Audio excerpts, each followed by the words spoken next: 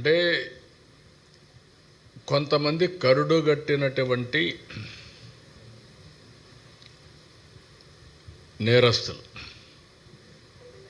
కొంతమంది మైండ్ని పొల్యూట్ చేసుకున్నటువంటి వ్యక్తులు, గంజాయి, డ్రగ్, ఇంకొక పక్కన నేర ప్రవృత్తుండే కొంతమంది, వాళ్ళ మైండ్లో ఇదే ఉంటుంది.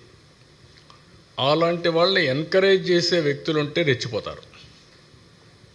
అందుకే నేను చాలా స్పష్టంగా చెప్పా, ఎవడైనా సరే ఆడబిడ్డల జోలికి వస్తే అదే చివరి రోజు కావాలి, చేసి చూపిస్తాం. It is a matter of time. But నేను ఒక మాట చెప్పే ఎలక్షన్ ముందు, డ్రగ్స్ అడిక్ట్ అయిన వాడికి అంత ఈజీగా పోదు. వాడికి భయమైనా ఉండాలి, లేకుంటే మార్పు అయినా రావాలి. డీ అడిక్షన్ చేయాలి, లేకుంటే అతను ట్రీట్ అన్న చేయాల్సిన అవసరం ఉంది. Will do it. I'm very clear. నేను ఒక్కసారి కాదు, 2 సార్లు కాదు, చాలాసార్లు చెప్తున్నా. నేను మోటివేట్ చేస్తా, మర్యాదగా చెప్తా.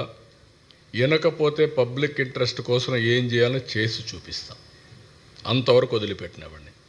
కానీ వచ్చిన సమస్య over a period of time మీరందరూ ఏమనుకుంటే తప్పించుకోవచ్చు అనుకుంటున్నారు.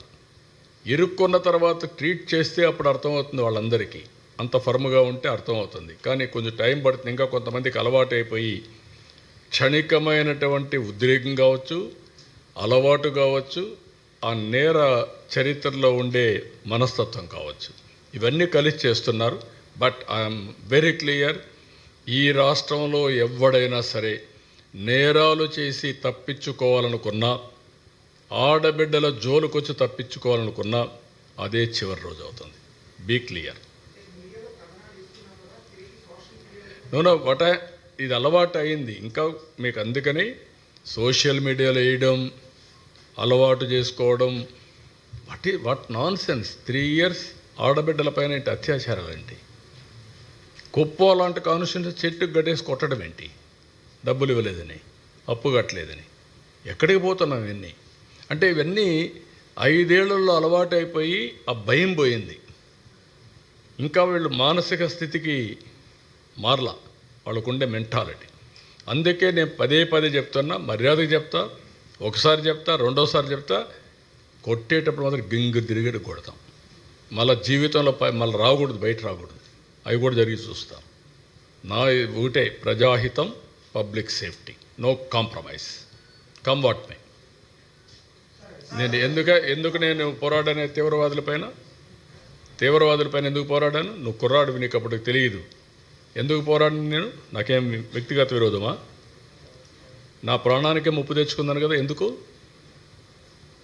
సిద్ధాంతపరంగా, పబ్లిక్ సేఫ్టీ కోసం. ఎందుకు ముఠా నాయకులపైన పోరాడాను? ముఠాలు అడిచేశాను కదా. ఇప్పుడు ఏమైనా ఉన్నాయా రాయలసీమలో ముఠాలు?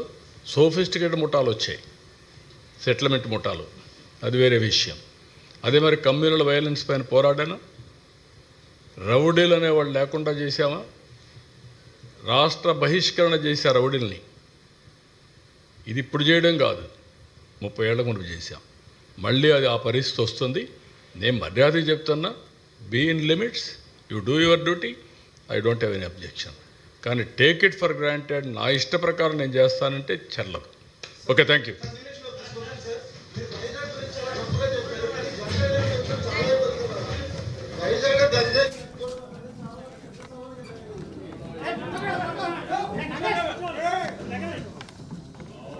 ఇష్యూస్ గంజాయి ఒకటే చెప్తున్నా. ఒకప్పుడు విశాఖపట్నం క్యాపిటల్గా చేసుకొని గంజాయి హబ్గా చేసుకొని చేశారు. చాలా సమస్యలు వచ్చాయి. రేపు 25 కూడా గంజాయి పైన